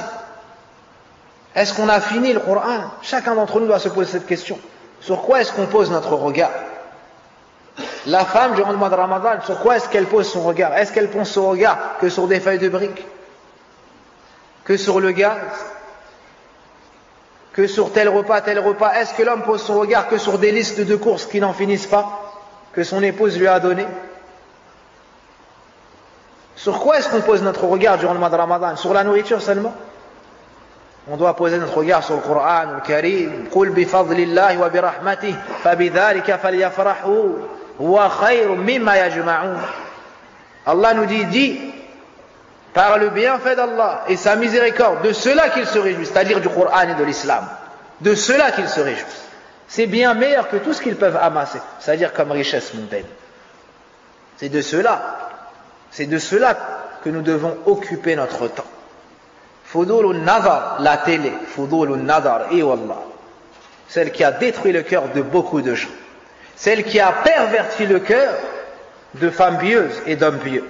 Certaines personnes avant de regarder la télé étaient pieuses dans l'adoration d'Allah Azza wa Jalla. Lorsqu'ils ont eu connaissance des programmes, des téléfilms, et j'ai honte de citer certains titres de feuilletons dans la mosquée d'Allah tabaraka wa ta'ala, mais chacun connaît les titres malheureusement, soit parce que lui regardait, soit parce qu'il a été éduqué dans une maison ainsi. Mais maintenant que tu es un homme responsable, marié, et c'est toi Rabbul Bayt, et maintenant que tu es une femme responsable, mariée, et c'est toi maintenant la maîtresse de maison, divorcez votre télé 3 fois. Subhanallah. Certaines personnes ont délaissé des salawats obligatoires, un rendez-vous avec Allah tabaraka wa ta'ala, dans la demeure d'Allah qu'il aime le plus, pour regarder des matchs de foot. Wallah, rater juste une fois une salat à cause d'un match de foot, c'est suffisant pour que tu jettes ta télé. Parce que tu es devenu esclave de tes passions. Tu cries devant des gens qui ne t'entendent même pas.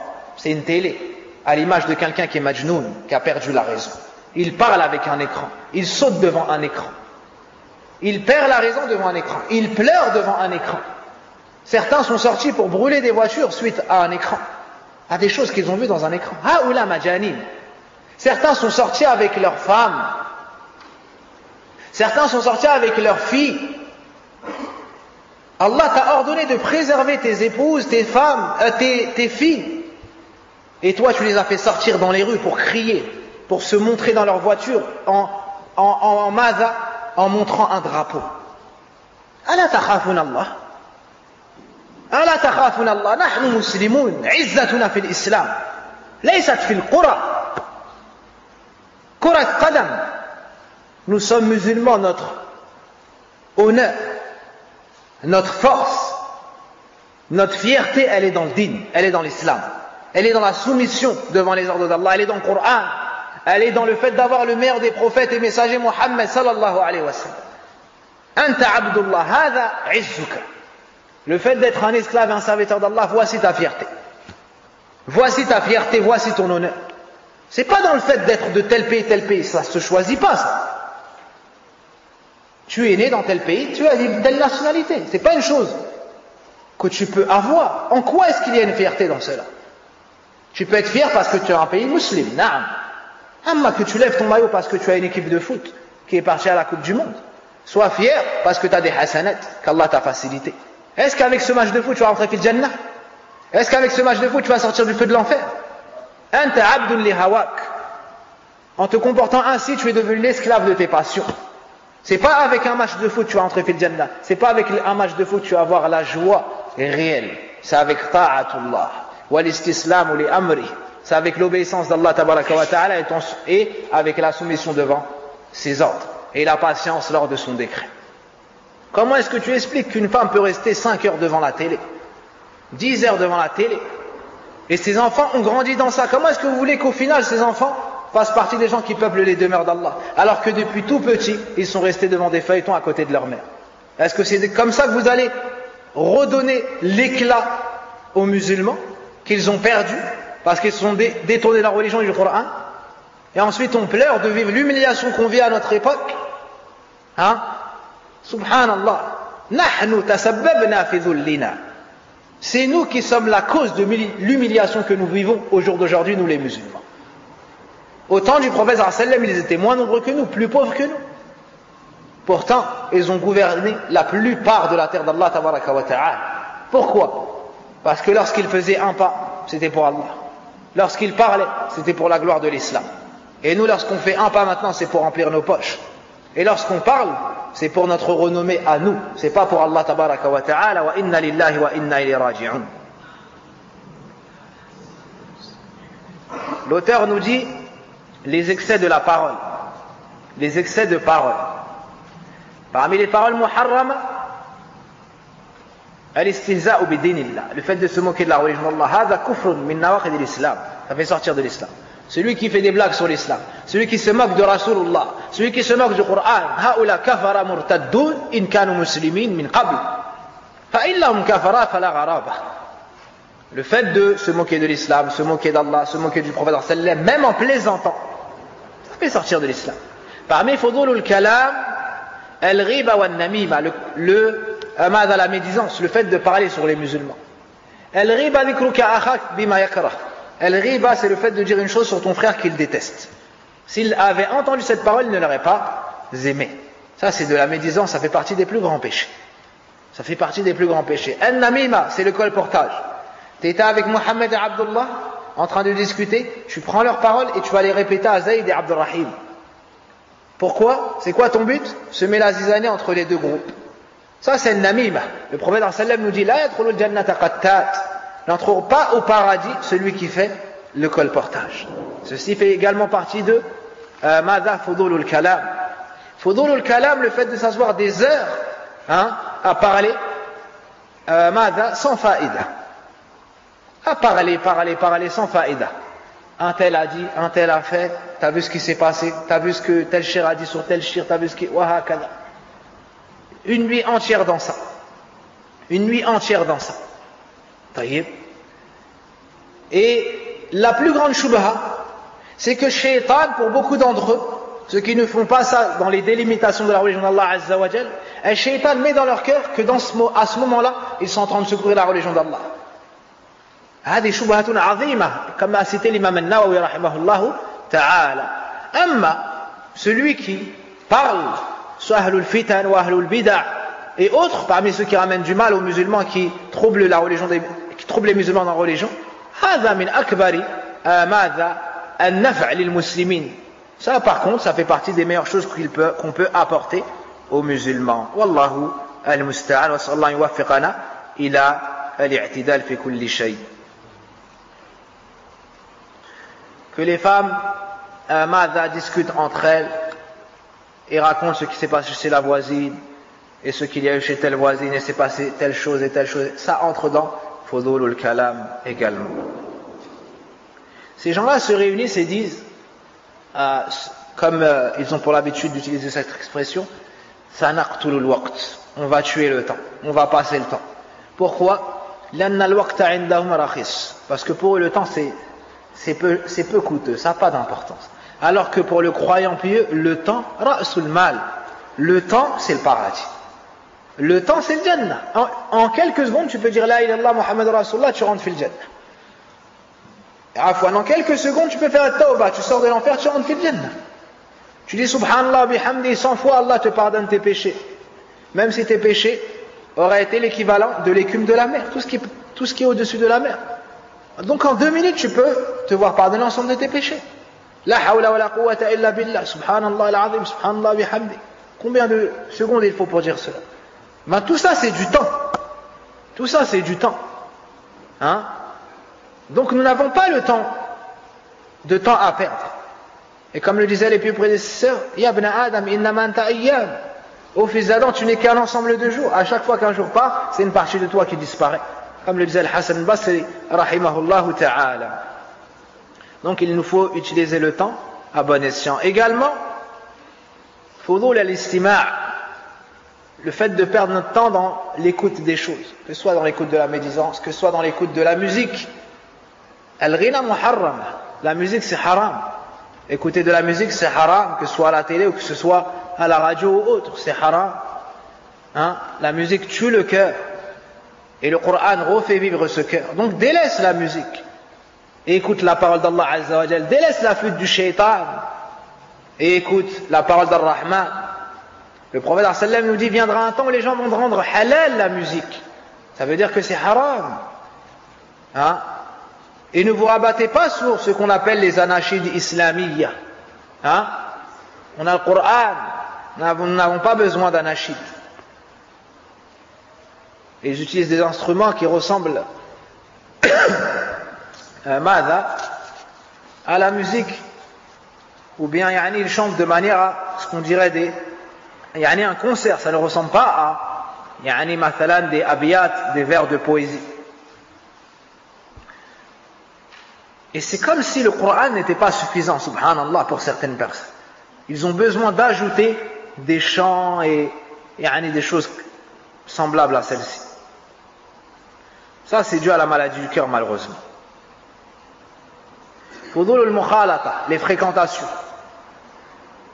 Rester avec des gens qui ne sont pas des bonnes fréquentations, c'est une chose qui empêche l'épanouissement du cœur. Pourquoi? Parce qu'ils vont te faire perdre ton temps. Combien de fois tu restes avec des gens, ensuite tu regrettes? Pourquoi? Parce qu'ils t'ont mangé ton temps. Ils t'ont mangé ton temps. Au début, tu dis, je vais rester 1 minute, après 2 minutes, après 10 minutes, après une demi-heure, après 2 heures, après 5 heures, et tu n'as pas appris un hadith, tu n'as pas appris un verset, tu n'as pas corrigé un défaut, tu ne t'es pas repenti d'un péché, tu n'as pas ajouté une bonne parole, ta foi n'a pas augmenté. Au contraire, ta poitrine s'est resserrée. Pourquoi? Parce que c'est des mauvaises fréquentations. Comme on le verra dans le livre qu'on va commencer, Inch'Allah, la semaine prochaine. À notre époque, il ne faut pas avoir de nombreuses fréquentations. Si tu es fort, éloigne-toi des éloigne-toi des fréquentations. Et lorsque tu veux fréquenter quelqu'un, pose-toi 2 questions. Est-ce que je peux lui apporter du bien sans qu'il m'apporte du mal? Ou est-ce qu'il peut m'apporter lui du bien? Si la réponse est oui, alors fréquente cette personne. Dans le cas contraire, éloigne-toi. Éloigne-toi. Combien d'hommes étaient pieux? Ensuite, ils ont fréquenté un tel. Ils sont éloignés du masjid. Ensuite, ils sont éloignés des bonnes fréquentations. Et ensuite, on ténue les murs des bâtiments. Combien d'hommes étaient connus par le tapis de la mosquée? Et ensuite, maintenant, ils sont connus par le béton de la cité. Combien? Parce qu'au début, ils traînaient avec un tel et un tel et un tel. Et ils entendaient quoi? Ils entendaient parler que de chiffres. Hein? Que de vols, que de femmes, que de. Ensuite, ils ont fréquenté Abdullah, qui lui parlait d'Allah, qui lui parlait de Rasulullah, qui lui disait des versets des hadiths. Alors il a aimé Allah, il a aimé Rasulullah, il a aimé le masjid. Puis quand il a refréquenté la personne, qui lui parlait de la dunya ou bien du mal et du haram, alors il s'est détourné. C'est une mauvaise fréquentation. Qu'en est-il de telle femme qui était connue pour sa piété, sa chasteté, qui était connue pour ses nobles caractères et sa pudeur, et ensuite elle s'est mise à regarder la télé, à vouloir s'émanciper, regarder et faire comme les femmes dépravées, et à fréquenter telle voisine parmi les femmes qui n'ont aucune part dans l'au-delà. Et ensuite cette femme a perdu sa pudeur, a perdu sa piété, a perdu les bonnes fréquentations, a perdu la noblesse de son foyer pour se retrouver dehors, et Allahu a'lam ou jusqu'où elle ira. C'est dû à quoi ça? Les fréquentations. En une nuit ou en un jour, une personne peut sortir du chemin du Jannah pour se retrouver sur le chemin du Nar. Wa inna lillahi wa inna ilayhi raji'un. Donc ne te sens pas à l'abri. Ne dis pas non, moi je suis fort, c'est moi qui affecte les gens. Je suis fort, je connais le Coran. Non, on connaît des gens qui ont mémorisé le Coran, qui marchaient avec nous, qui étaient sur la sunna, qui secouraient la sunna. Et les savants de Ahl sunna, aujourd'hui, ce sont les premiers sur Internet à insulter les gens de la sunna, à insulter les ulama de Ahl sunna. Pourquoi? Les fréquentations. On connaît des gens avec qui on a marché, avec qui on a voyagé, qui n'acceptaient pas une insulte sur un alim, qui s'associaient qu'avec les gens de Ahl Sunnah pour faire da'wat tawhid wa sunnah. Et au jour d'aujourd'hui, ils ont comme fréquentation des gens qui insultent les gens, qui sont dépravés et ne craignent pas Allah sur leur langue, qui ne respectent personne. Comment cela est-il arrivé? Les mauvaises fréquentations. Fala ta'man ala nafsik. Ne te sens pas à l'abri, ne dis pas je suis plus, moi je suis fort, et moi je suis, et moi je suis. Ayashnahum wa arafnahum. Fa'ayna humul an. Des gens qu'on a fréquentés. C'est des gens qu'on a connus. Et peut-être des gens avec qui on a fait da'wah. Où sont-ils au jour d'aujourd'hui? Certains, après avoir lu le livre d'Allah, parlent maintenant de politique. Certains, après avoir fréquenté des gens de science, fréquentent maintenant des gens égarés. Certains, après avoir marché avec des gens qui secourent la sunna, maintenant restent avec des gens qui parlent sur les gens de Ahl Sunnah. Et le pire dans tout ça, c'est qu'ils ne s'en rendent même pas compte de leur descente. Subhanallah. Wa as'allahu azza wa jalla yahdiyana wa yahdiyahum wa yaghfira lana wa yaghfira lahum wa yuwaffiqana wa yuwaffiqahum. Et personne d'entre nous doit se sentir à l'abri. Wa kulluna dhu khata'in wa zalla. Et tous, autant que nous sommes, nous avons des manquements et des fautes. Il nous faut demander à Allah azza wa jalla de nous réformer et de nous corriger. Puis il nous dit fudulul akl, l'excès de nourriture. Yani ceux qui n'ont pour but que de manger les meilleures choses. Leur seul souci quotidiennement, comment est-ce qu'ils vont avoir la meilleure nourriture? Ils voyagent même pour cela. Certains voyagent pour manger et vont dans telle région pour goûter telle chose. Wallahi ajaib, hadi dunya ajab. Yani tu t'étonnes de ces gens-là. Il ne fait pas le hajj, mais il peut voyager pour manger du homard, et je ne sais pas c'est quoi les plus bonnes choses. Je ne suis pas expert en la matière. Pour manger du caviar et pour manger ils voyagent et ils vont dans tel village pour visiter les proches parents. Non, pour goûter telle nourriture et telle nourriture. Et ensuite il dit il y a un nouveau repas là-bas et il voyage et il dépense de grosses sommes pour cela. Et lorsque tu t'assois avec lui après, il te raconte. C'est une plus grande fitna que ceux qui vont au cinéma. Il te raconte comme ceux qui sont drogués par les films et la télé. Alors que c'est qu'un repas. Il a mis sa main dans le plat, il a mis dans son ventre et vous savez tous où ça finit. Mais pour lui, non, c'est différent. Il te parle de cela comme toi, tu lui racontes ton voyage au Hajj. Et comme une femme raconte sa walima à sa copine. Taïb. Ajaib. Hada ta'am, c'est de la nourriture. Il ne l'utilise pas pour se renforcer, pour adorer Allah Azza wa Jal, ou pour prendre son plaisir de temps à autre. Non, c'est une passion quotidienne. C'est une passion quotidienne. Et le pire crime pour lui serait de manger la même chose le soir qu'il a mangé à midi. Alors à ce moment-là, cette épouse serait l'épouse la plus désobéissante qui soit au monde. Et la plus ingrate. Parce qu'elle lui a servi la même chose le soir que l'après-midi. Que dire alors si elle brûle le repas où ne met pas assez de sel? Alors là, elle serait passible de la peine capitale, at-talaq.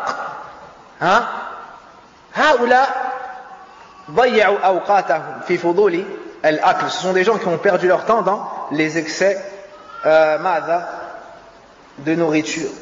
Puis il y a les excès, et ces excès-là les poussent même à manger des choses muharrama, ou bien des choses douteuses. C'est halal, c'est pas halal. Oui, mais il y a une divergence, peut-être qu'on peut manger au McDo, kaza, il est dans le doute. Ce doute-là ne le pousse pas à mettre en pratique le hadith du prophète sallam. Inna al-halala bayyin wa inna al-harama bayyin wa baynahuma umurun mushtabihat la ya'lamuhunna kathiru minan nas.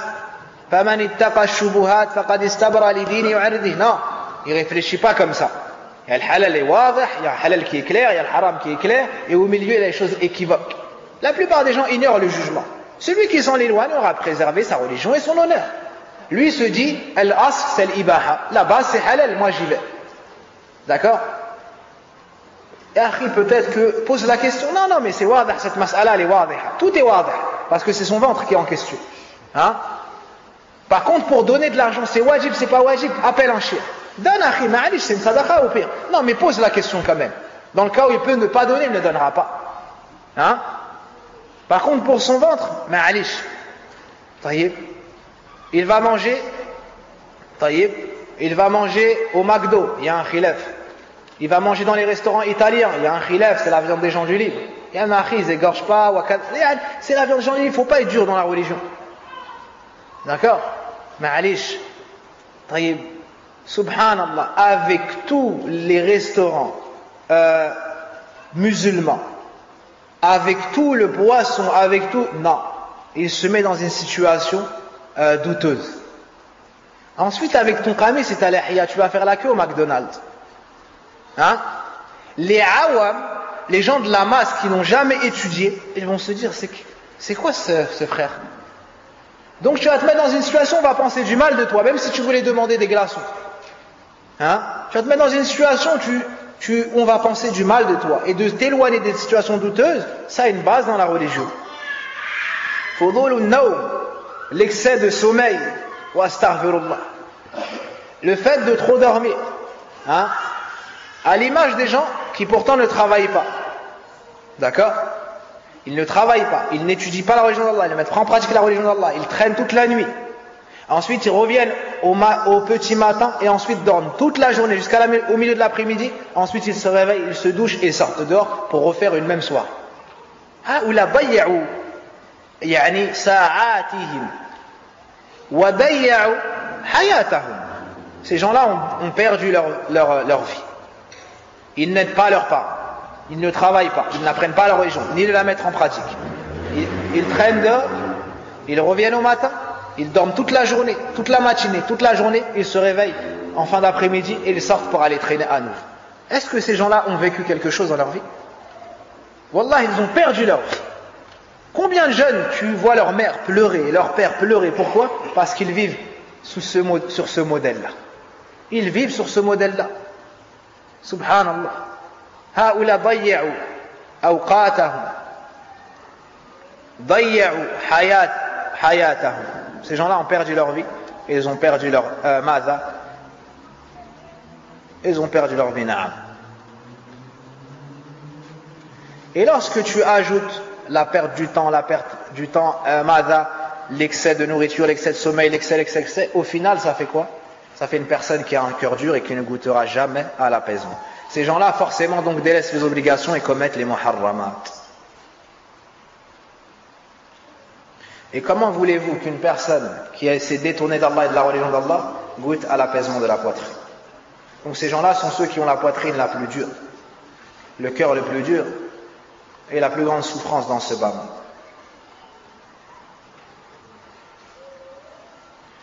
L'auteur nous dit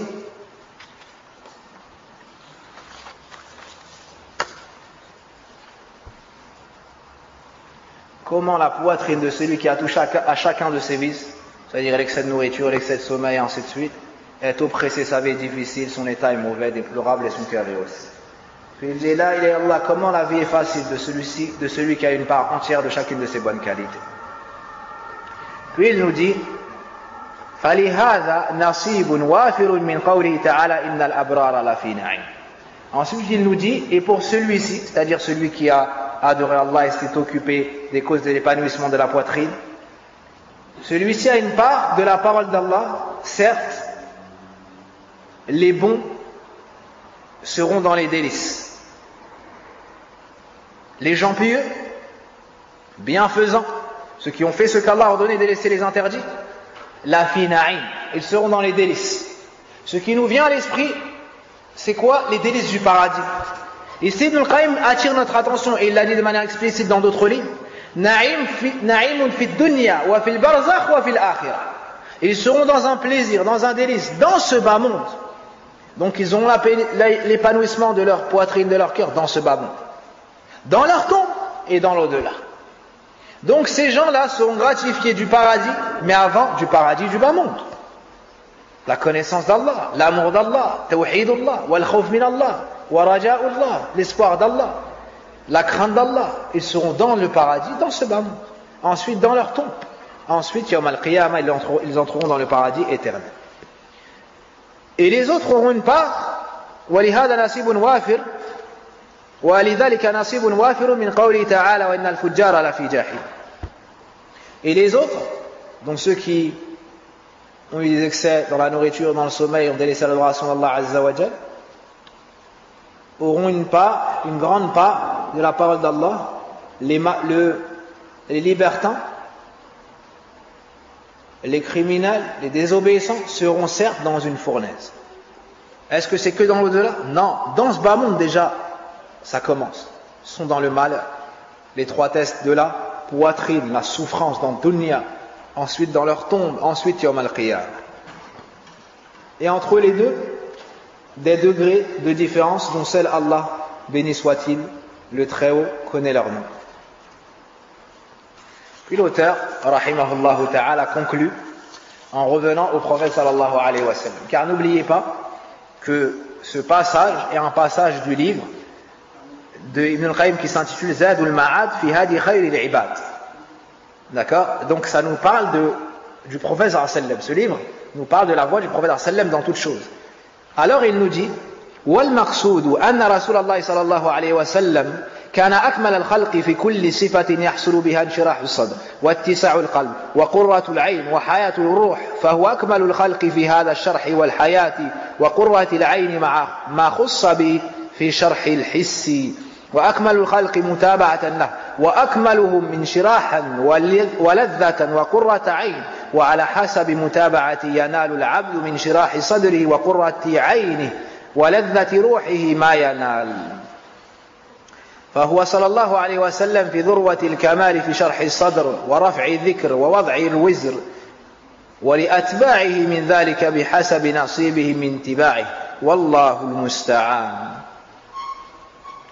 L'auteur rahimahullah ta'ala nous dit avant de finir, le messager d'Allah sallallahu alayhi wa sallam est la créature parfaite en chacune des bonnes qualités qui produisent l'épanouissement de la poitrine, l'apaisement du cœur, la réjouissance et la vivacité de la poitrine.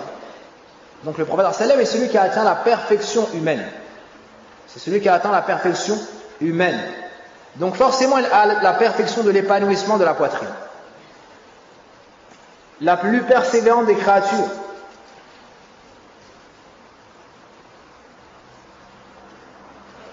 Il est la plus parfaite des créatures et cet épanouissement, vivacité et réjouissance, en plus de tout ce qui lui a été attribué, particulièrement d'épanouissement substantiel. Le prophète sallallahu alayhi wa sallam est celui à qui Allah azza wa jal a accordé les meilleures qualités physiques, intellectuelles, de piété, religieuse et dans tout domaine.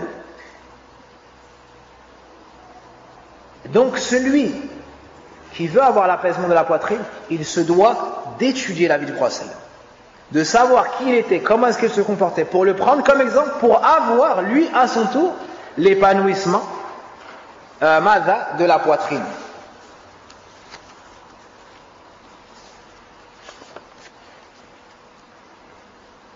Allah dit dans le Coran, وَإِنَّكَ لَعَلَى خُلُقٍ عَظِيمٍ. Tu as certes une moralité imminente, tu es celui qui a le meilleur comportement. Et lorsque Aïcha fut questionnée sur le comportement du prophète, elle a dit son comportement était le Coran. En plus des choses naturelles qu'Allah Azza wa Jal lui a données, comme les nobles caractères, comme la douceur, comme la bonté, comme le savoir-vivre. Par exemple, c'était celui qui souriait le plus. Un des compagnons dit que c'est la personne que j'ai vue qui souriait le plus. Anas ibn Malik dit, je suis resté 10 ans avec lui, jamais il ne m'a dit une chose que je n'ai pas faite, pourquoi est-ce que je n'ai pas fait cela? Et d'une chose que j'ai faite, pourquoi est-ce que tu as fait cela? Lorsqu'il croisait les enfants, il les saluait, il leur caressait la tête. Il n'a jamais battu une femme, ni même une esclave. Il avait un bon comportement avec ses voisins, avec ses proches, avec ses épouses, avec le faible, avec l'orphelin. Il était au service des gens. C'était le meilleur des compagnons, le plus doux. et le meilleur des hommes, sallallahu alayhi wa sallam, il avait un visage resplendissant. Et les compagnons disent que jamais ils n'ont vu plus belle chose que lui. L'un des compagnons dit, je regardais et contemplais la lune. Lui, je posais mon regard sur son visage. Je regardais à nouveau la lune, puis je posais mon regard sur son visage. Et wallahi, son visage était plus resplendissant que la lune. Sallallahu alayhi wa sallam. Il avait la main la plus douce que de la soie. Sallallahu alayhi wa sallam. Et il mettait toute cette force et cette bonté au service de l'islam et des musulmans. Sallallahu alayhi wa sallam. L'auteur nous dit une information capitale qu'il nous faut retenir. C'est en fonction de sa persévérance que l'homme atteint ce qu'il mérite d'épanouissement de la poitrine, de réjouissance, de joie et de son. Le prophète sallallahu alayhi wa sallam est au summum de l'épanouissement de la poitrine, de l'exaltation, de sa renommée, de sa décharge du fardeau. Et ses fidèles auront, selon leur persévérance et observation de sa pratique, donc cet épanouissement de la poitrine. Ce qu'il faut retenir, c'est que plus tu suis le prophète sallallahu alayhi wa sallam, plus tu as l'épanouissement de la poitrine. C'est pour ça que Ahlus Sunnati wal Jama'a sont ceux qui ont la poitrine la plus apaisée. Et ici, on attire notre attention sur l'étude de la sira du prophète sallallahu alayhi wa sallam. Et votre enseignant, notre frère Saad Aqwafaqahullah, nous a enseigné Shama'il, le livre Shama'il de l'imam at-Tirmidhi rahimahullah ta'ala, et il est enregistré et sur internet, sur la voie droite. Je vous invite à y revenir. Et pour ceux qui ont la langue arabe, il a pris du sharh de Cheikh Abdul Razzaq al-Badr hafidahullah ta'ala, vous pouvez le trouver sur son site. Donc le livre, c'est les qualités sublimes du prophète sallallahu alayhi wa sallam. Je vous recommande vivement de l'écouter. Pour ceux qui sont arabophones, le sharh de Cheikh Abdul Rabbal. Pour ceux qui ne sont pas arabophones, le sharh du frère Saad Aqwafaqahullah ta'ala. Donc une des grandes faïdas de suivre le prophète sallallahu alayhi wa sallam, avoir inshirah al-sadr. Et plus tu le suis, plus tu as inshirah al-sadr. Je m'excuse, on a un peu tardé, c'est pour finir le livre. Puis l'auteur nous dit, et c'est auprès d'Allah que nous recherchons l'aide. وهكذا لأتباع نصيب من حفظ الله لهم وعصمتهم إياهم ودفاعه عنهم وإعزازه لهم ونصره لهم وبحسب نصيب من المتابعة فمستقل ومستكثر فمن وجد خيرا فليحمد الله ومن وجد غير ذلك فلا يلومن إلا نفسه انتهى كلامه رحمه الله تعالى. C'est auprès d'Allah qu'on cherche de l'aide. C'est ainsi que ses fidèles, c'est-à-dire les suiveurs du prophète sallallahu alayhi wa sallam, auront également une part petite ou grande, proportionnellement donc à leur suivi, de la protection d'Allah, de sa préservation, sa défense, sa fortification et sa victoire, selon leur degré de persévérance, de suivi. Celui qui trouve donc un bien, qu'il remercie Allah. Quant à celui qui trouve autre chose, qu'il ne se fasse de reproche qu'à lui-même. Car si tu fais du bien, c'est grâce à Allah. Si tu fais du mal, c'est à cause de toi. C'est ainsi que se finit la parole d'Ibn Qayyim rahimahullah ta'ala sur les causes de l'épanouissement de la poitrine dans Zadul Ma'ad. Ce qu'il nous a cité ici à la fin comprend l'essence de Ma'iyatullah. Le fait qu'Allah soit avec toi. Il te voit, il t'entend, il te secourt, te préserve, te défend contre tes ennemis et t'accorde la suprématie dans ce bas monde et son agrément dans l'au-delà. Allah nous dit dans le Coran, Inna Allah yudafi 'anil ladhina amanu. Certes, Allah défend ceux qui ont cru. Il nous dit également, Kana haqqan 'alayna nasrul mu'minin. C'est un droit sur nous que de secourir les croyants. Plus tu as la foi forte et plus tu es cramponné dans la sunna, plus Allah te secourt, te défend et te protège. Donc plus tu es un suiveur du prophète sallam, plus tu reçois ce que vient de nous citer ici Ibn Qayyim rahimahullah ta'ala. C'est pour cela que lorsqu'Abu Bakr radiallahu anhu était avec le prophète dans la grotte souterraine et qu'il y a eu l'ennemi juste au-dessus d'eux, et que Abu Bakr avait peur pour le prophète sallam, que lui a dit le prophète sallam? La tahzan, inna Allah ma'ana. Ne sois pas triste, certes Allah est avec nous. Pourquoi? Parce que le prophète sallam, c'est la personne qui a le mieux adoré Allah. Et Abu Bakr, c'est le plus grand suiveur du prophète sallam. Donc ils ont eu la sécurité totale, le secours total, la victoire totale. Donc si toi tu veux une part de cela, il te faut suivre le prophète sallam à la compréhension de Abu Bakr et des pieux prédécesseurs. Et Ahl Sunnah après les compagnons sont ceux qui ont la plus grande part dans la tranquillité de la poitrine. Nous sommes le 14e jour si je ne me trompe pas, de Ramadan de l'année 1435, concordance avec le jeudi 10 juillet de l'année 2014. Alhamdulillah, Allah Azza wa Jalla nous a facilité en ce jour du mois de Ramadan béni la lecture des paroles d'Ibn Qayyim rahimahullah ta'ala, une brève explication, et j'ai pris mes sources de l'explication du grand savant Muhammad Aman al-Jami rahimahullah ta'ala, qui est un des contemporains de l'imam al-Albani, d'Ibn Baz et d'autres, un très grand savant de son époque, rahimahumullah jami'an, wa sallallahu wa barik ala nabina Muhammadin wa ala alihi wa sahbihi ajma'in. As'alullah tabaraka wa ta'ala bi asma'ihi al-husna wa sifatihi al-ula an yashraha sudurana lil khayri wal imani was sunnah. كما أسأله تبارك وتعالى تقبل منا صيامنا وصلواتنا وصدقاتنا، وأسأله تبارك وتعالى وهو الجواد الكريم أن يمن علينا بالعلم النافع وبالعمل الصالح، وأسأله سبحانه وتعالى وهو أرحم الراحمين الغفار أن يرحم لموتانا وموتى المسلمين. اللهم اغفر لأمي، اللهم اغفر لأمي، اللهم اغفر لأمي ولأمهات المسلمين ولآبائهم. اللهم اغفر للمؤمنين والمؤمنات المسلمين والمسلمات الأموات منهم والأحياء.